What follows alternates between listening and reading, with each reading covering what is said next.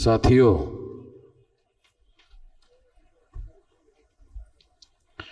धर्मांतर को 68वां वर्ष चल रहा है और 68 बहुत लंबा समय होता है और इस लंबे समय में धर्मांतर के बाद जिन लोगों ने नेतृत्व किया उन लोगों को निश्चित रूप से कुछ करना चाहिए था, मगर उन्होंने जो किया उसका कच्चा चिट्ठा विलास खरात ने आप लोगों के सामने रखा और जो रखा है वो गंभीर बातें हैं।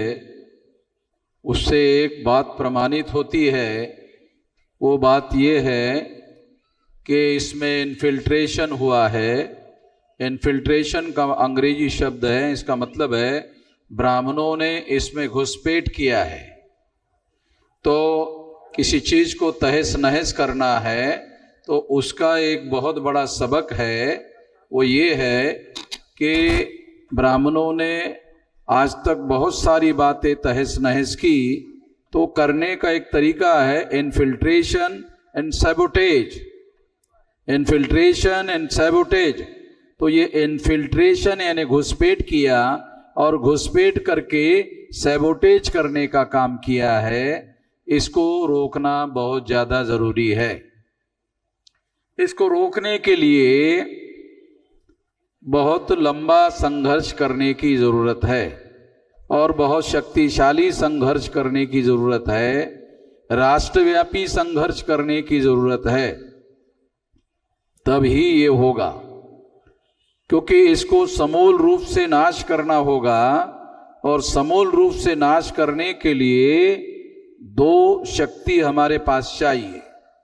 एक चाहिए हमारे पास राष्ट्रव्यापी आंदोलन करने की शक्ति चाहिए।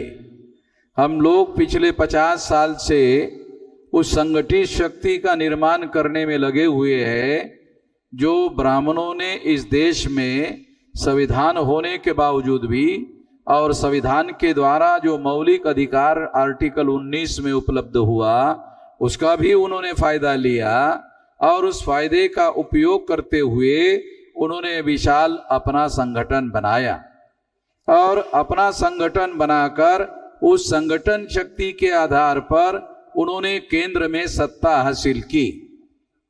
ये हमारे सामने है।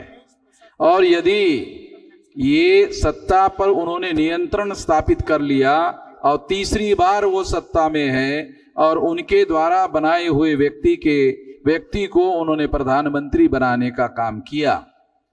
एक बैकवर्ड क्लास के आदमी को, एक ओबीसी के आदमी को देश का प्रधानमंत्री नॉमिनेट करने का काम ब्राह्मणों ने किया, आरएसएस के लोगों ने किया और उसकी वास्तविक सत्ता ब्राह्मणों ने अपने हाथ में रखी हुई है। तो अगर वो जो कुछ भी कर रहे हैं, ये बात हम लोगों को समझना होगा।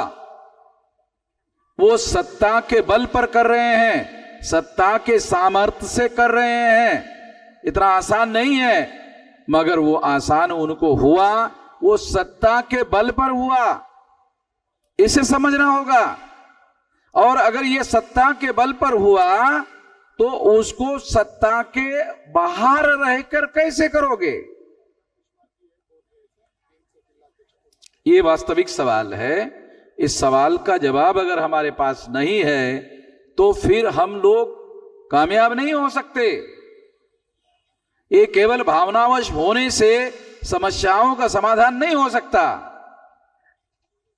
जहां तक हमारे लोगों ने बौद्धिक भ्रष्टाचार किया है, अगर उन्होंने बौद्धिक भ्रष्टाचार किया है तो वो बौद्धिक भ्रष्टाचार जनता में फैलने का अंदेशा होता है, खतरा होता है और उससे जनता के दिमाग को भ्रष्ट किया जा सकता है।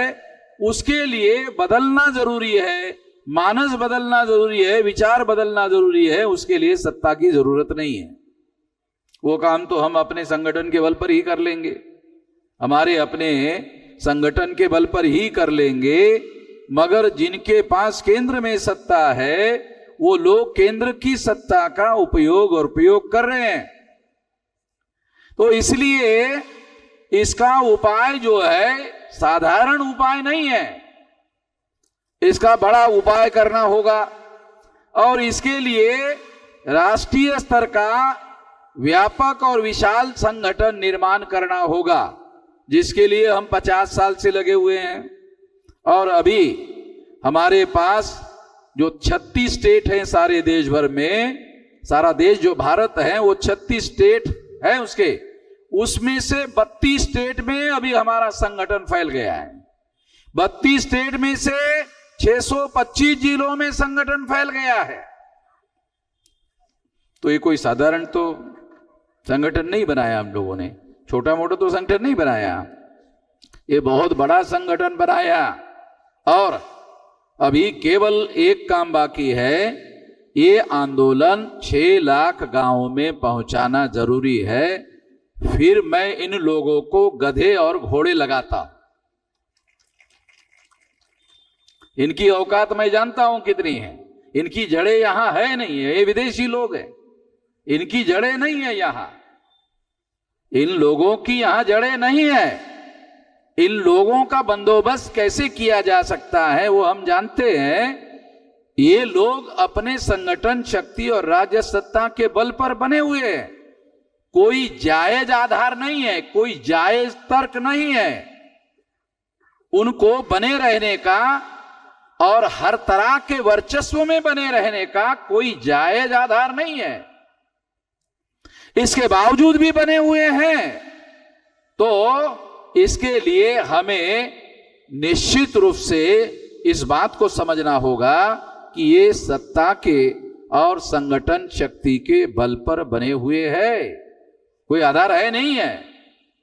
हमें समझना चाहिए। हम बहुत बार भावनावश हो जाते हैं, भावनावश होके बहुत सारी बातें बोलते रहते हैं, कहते रहते हैं, वो उससे नहीं होगा, तो करना होगा ना। ये समस्याएं हैं, उसका समाधान करना होगा।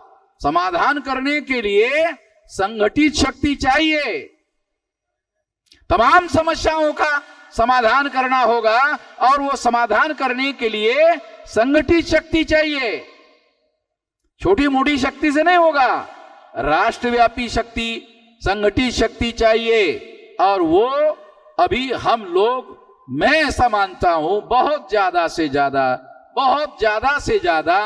2030 तक 6 लाख गांव का संगठन खड़ा हो जाएगा। और ताली बजाने से होगा नहीं। ये जो काम है, ये मैं 18 साल 3-4 महीने की मेरी उम्र थी, अभी 67 चल रहा है, इतने लंबे देर से कर रहा हूं, रात दिन मेहनत करके इतना विशाल संगठन खड़ा किया। और जब रिजर्वेशन के संबंध में केंद्र में भाजपा की सरकार आई थी, तो उसके विरोध में हम लोगों ने जो 13 पॉइंट रोस्टर लागू करने का निर्णय किया था, उसके विरोध में हमने ही भारत बंद करवाया था। और भारत बंद करवाने के बाद दोबारा आरएसएस ने कभी हिमाकत नहीं की, दोबारा नरेंद्र मोदी ने हिमाकत नहीं की, और उनके तमाम लोगों ने कोई हिमाकत नहीं की। इस पर 13 पॉइंट रोस्टर के बारे में दोबारा कोई बात नहीं कर पाए। तो हमारे पास भी संगठन शक्ति है, छोटा मोटी संगठन शक्ति अगर होती तो 13 पॉइंट रोस्टर लागू कर देते, तो हमने उसको करने नहीं दिया। तो संगठन शक्ति हमारे पास भी है, और 2030 तक ये 6 लाख गांव का संगठन खड़ा हो जाएगा। और ये खड़ा हो जाएगा तो आप लोगों को ये बात क्यों कह रहा हूं कि आप लोगों को भी अपने अपने राज्यों में, अपने अपने कमिश्नरियों में, अपने अपने जिले में और अपने अपने तहसीलों में, ब्लॉक में और ग्राम पंचायत में और ग्राम में एक संगठन खड़ा करने का काम आपको करना चाहिए। मेरे हिस्से का काम मैंने सारे देश भर में संगठन खड़ा करके किया, और हर जिले में हमने संगठन खड़ा किया। अभी आपको वहां जाना है, जाने के लिए आपको वहां रहने की व्यवस्था, आपके खाने पीने की व्यवस्था, आपके मीटिंग की व्यवस्था करने के लिए मैंने आदमी हर जगह खड़े कर दिए हैं। तो आपको तो केवल जाने भर की देर है। अगर आप अपने अपने इलाके में, अपने अपने तहसीलों में, अपने अपने गांव में अगर जाते हो तो ज्यादा समय नहीं लगेगा। मैं तो 2030 कह रहा हूं, इससे कम समय में भी होगा। अगर हम संकल्प कर ले और हर 3 महीने में कितने गांव खड़े करना है, अगर ये निर्धारित कर ले तो साल में 3-3 महीने का 4 बार कार्यक्रम बनाया जा सकता है और साल भर में बहुत कुछ किया जा सकता है। तो आप लोगों को भी इस अभियान में जो संगठित शक्ति निर्माण करने का काम है और फिर संगठित शक्ति 6 लाख गांव में पहुंचाकर 6 लाख गांव का आंदोलन खड़ा करना है। अगर 6 लाख गांव का आंदोलन खड़ा हो जाता है तो फिर उसके आधार पर गधे घोड़े लगाए जा सकते हैं। इन लोगों को, इनका बंदोबस्त किया जा सकता है। ये कोई ईश्वरीय लोग नहीं है, जैसे जो लोग कहते हैं कि ये ईश्वर में बहुत ज्यादा ताकत होती है। ये लोग नहीं है, ये ईश्वर नहीं है, भगवान नहीं है। इनका बंदोबस्त किया जा सकता है, ऐसी कोई ताकत उनके अंदर नहीं है। इन लोगों को जब मुसलमानों के विरोध में आंदोलन करना पड़ता है तो उसमें SC ST OBC लोगों के साथ सहयोग के बगैर ये कुछ नहीं कर सकते। जब राम मंदिर का आंदोलन चलाया तो SC ST OBC के लोगों को ही राम मंदिर का आंदोलन चलाया। ब्राह्मणों की सत्ता तो पहले भी थी, अंग्रेजों के समय से उन्होंने आंदोलन चलाया था, मगर आजाद भारत में इन लोगों ने SC ST OBC के लोगों की मदद के आधार पर अयोध्या में राम मंदिर बनाया। ये इनके अपने बलबूते पर नहीं बनाया, हमारे लोगों ने मैदान में लड़ाई लड़ी और उनको गुमराह करके लोग ले गए और उनका इस्तेमाल किया। तो हमारे समर्थन के बगैर इनकी कोई ताकत नहीं है। 3.5% लोग हैं, इनकी कोई ताकत नहीं है। मैंने तो इसी नागपुर में RSS के हेडक्वार्टर को घेरने वाला आंदोलन चलाया था, तो भागवत जी 12 दिन यहां से भाग गए थे। 12 दिन पहले ही यहां से भाग गए थे, या थे ही नहीं, और फिर मेरे जाने के बाद आए। उनको मालूम है नागपुर तो नाग लोगों का है, उनका तो है नहीं। नागपुर जो है ये नाग लोगों का है। तो इसलिए साथियों, जो बात मैं आप लोगों को समझा रहा हूं वो मौलिक बात है।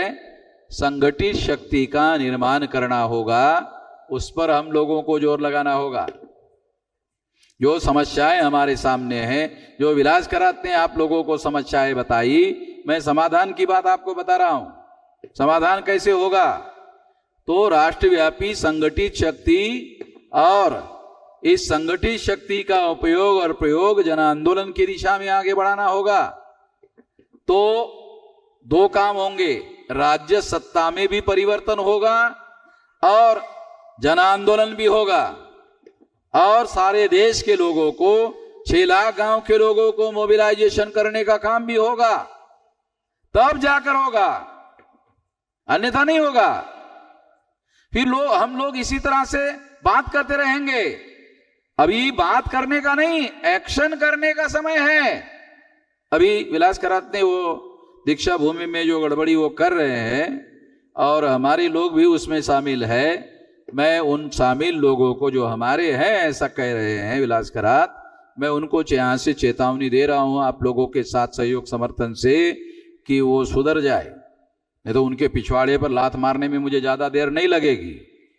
मैं ऐसे लोगों की बिल्कुल भी आदर सत्कार करने वाला नहीं हूं। मेरा आदर सत्कार बहुत अलग किस्म का होता है। तो मैं जो आदर सत्कार गलत लोगों का करता हूं तो मेरे तरीके से करता हूं। तो ये लोग जो विलास करात ने बताया है वो वहां दीक्षा भूमि में जो कर रहे हैं, और दीक्षा भूमि के साथ लगा हुआ जो कॉलेज है, विश्वविद्यालय है, महाविद्यालय है, वहां जो कुछ वो कर रहे हैं, उसके अंदर प्रशासन में रहने वाले लोग हैं, उनको भी मैं चेतावनी दे रहा हूं यहां से, आप लोगों के साथ सहयोग समर्थन से सुधर जाए। नहीं तो सुधराने का हमारे पास एजेंडा है, कार्यक्रम है, हम लोग सुधार सकते हैं तो वो सुधर जाए। मगर हम लोगों ने निर्णय किया, मैं उन लोगों को मैं यहां से मैसेज दे रहा हूं, हम लोग इसके लिए बहुत बड़ी कार्रवाई करेंगे। मैंने आज तक जितनी कार्रवाई की कभी विफल नहीं हुआ, क्योंकि मैं संगठित शक्ति के बल पर करता हूं। यहां भी हम लोग उन पर कार्रवाई करेंगे। जो विलास खरात ने वहां की जो बातें बताई, उस संबंध में हम बहुत बड़ी कार्रवाई करेंगे। और मैं कोई भी कार्रवाई बहुत ज्यादा तैयारी करके ही करता हूं, पूरे तैयारी के साथ ही कार्रवाई करता हूं। तो मैं उन लोगों को चेतावनी देता हूं कि वो सुधर जाए, उनको सुधरने का अवसर भी दे रहा हूं। और इसके लिए हम हर प्रकार की शक्ति संगठित करेंगे और कार्रवाई करेंगे। तो मैं बहुत ज्यादा लंबी बात नहीं कहना चाहता हूं, क्योंकि ये एक मौलिक बात थी कि हम लोगों को संगठित शक्ति, जो सारे देश की समस्या है, उसके लिए तो 2030 तक वेट करना होगा। जो नागपुर के विद्यालय की समस्या है, ये तो कल से शुरू कर सकते हैं, इसके लिए ज्यादा समय नहीं लगेगा। मगर उनको कल से इसलिए नहीं शुरू करना चाहता हूं कि मैं सुधरने का अवसर देना चाहता हूं कि वो सुधर जाए।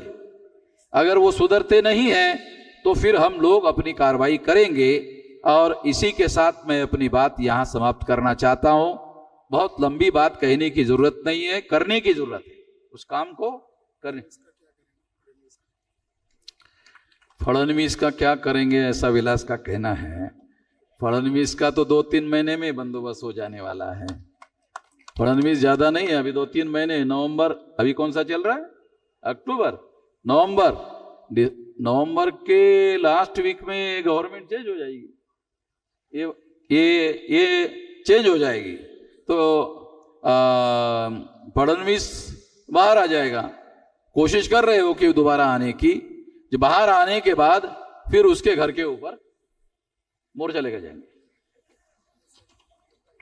हाँ, जो जगह दिया था नगर पालिका ने, उसको भेज दिया। और दूसरी जगह बाबा साहब आम्बेडकर को जो जगह महानगर पालिका ने दिया था, वो फडणवीस ने भेज दिया। तो बहुत अच्छा किया। तो हमारे लोग फिर उठकर खड़ा होने के लिए तो आसान, ये एक ही मुद्दा बहुत है, और ज्यादा मुद्दे हैं तुम बोल रहे हो, भाई एक ही मुद्दा बहुत है फडणवीस का बंदोबस्त करने के लिए, वो करेंगे। मगर लास्ट में मैं ये बात कहना चाहता हूं कि राज्य सत्ता में बदलाव करने के बारे में हम लोगों को गंभीरता से सोचना चाहिए, क्योंकि राष्ट्र की समस्या का समाधान करना है, नागपुर की नहीं। केवल नागपुर की समस्या का मामला नहीं है, राष्ट्र की समस्या का समाधान करना है। और यहां सारे देश भर से लोग आए हुए हैं। तो इसके लिए हम लोगों को राज्य सत्ता में परिवर्तन करना है, और उसके लिए राष्ट्रीय स्तर का आंदोलन और जन आंदोलन करना है। इस दिशा में आप लोग समाज में जाकर समाज की और लोगों की तैयारी करो।